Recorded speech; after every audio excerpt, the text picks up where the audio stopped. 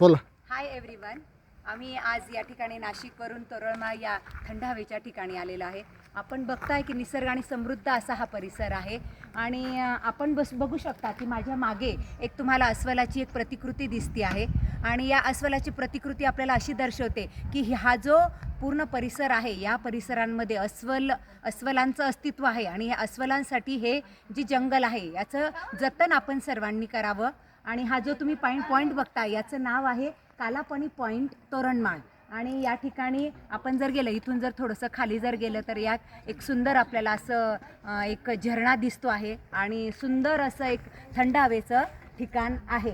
आणि महाराष्ट्र शासनाचं हे जे वनक्षेत्र आहे तोरणमाळ या ठिकाणी संरक्षण कुटी या ठिकाणी बनवण्यात आलेली आहे आणि अतिशय सुंदर ठिकाण आहे. आपण सर्वांनी या ठिकाणी यावं आणि या निसर्गाच्या सौंदर्याचा आपण सर्वांनी आस्वाद घ्यावा. हां, आपण एक थोडक्यात ही थोडीशी प्रतिकृती बघूया. आपण बघू शकतात की भालोची जी प्रतिकृती बनवलेली आहे या ठिकाणी आपण त्याच्यावर चढू सुद्धा शकतो. माथेरान किंवा एक जे आपण महाबळेश्वर सारखे ठिकाणं बघतो त्या ठिकाणी जसा इथे तसा एक इको पॉईंट देखील तुम्हाला या ठिकाणी पाहायला मिळतोय. तुम्ही या अस्वलाच्या जवळ देखील जाऊ शकतात, बघू शकतात. अतिशय सुंदर असं त्यांनी बनवलेलं आहे. भालूच्या जवळ जाऊन भालूच्या काय म्हणता येईल त्याच्या गोदीमध्ये बसून आपण त्याचा आस्वाद घेऊ शकतो त्या ठिकाणी निसर्गाचा. या ठिकाणी आमचं बघताय की आमची जी बच्ची कंपनी आहे ती तुम्हाला वर जाऊन दाखवते आहे की कशा पद्धतीने ते आहे व आणि तुम्ही समोरून देखील बघू शकता की पूर्ण असा मोठा भालूची प्रतिकृती या ठिकाणी केलेली आहे. हां, आणि एक इको पॉईंटही आहे.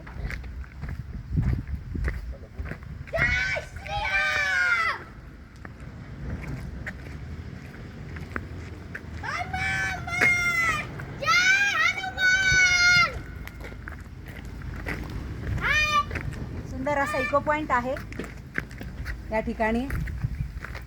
आपण बोलू शकता, एक आवाज देऊ शकता या ठिकाणी कसा इको पॉइंट आहे थोडक्यात आम्हाला दाखवू शकता.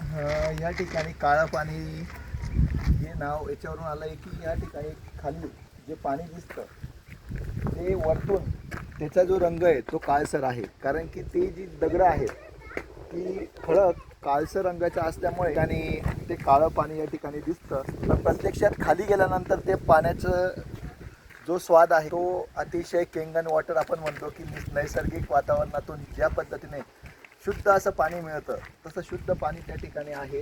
माझ्या हे जे चिल्लर पार्टीने सुद्धा एक सुंदर असं त्या ठिकाणी बात घेतलेला आहे.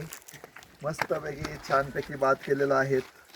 अशा पद्धतीने आम्ही एक छोटेखानी ट्रिप या ठिकाणी पर्यावरणपूरक अशी छोटेखानी केली आहे की मुलं आज स्क्रीन टाईमला जास्त वेळ देतात. तो स्क्रीन टाईम दूर होऊन मुलं निसर्गाशी कनेक्टेड होणं फार गरजेचं आहे. त्यामुळे इको पॉईंटचा एक या ठिकाणी आपण आवाज देणार आहोत.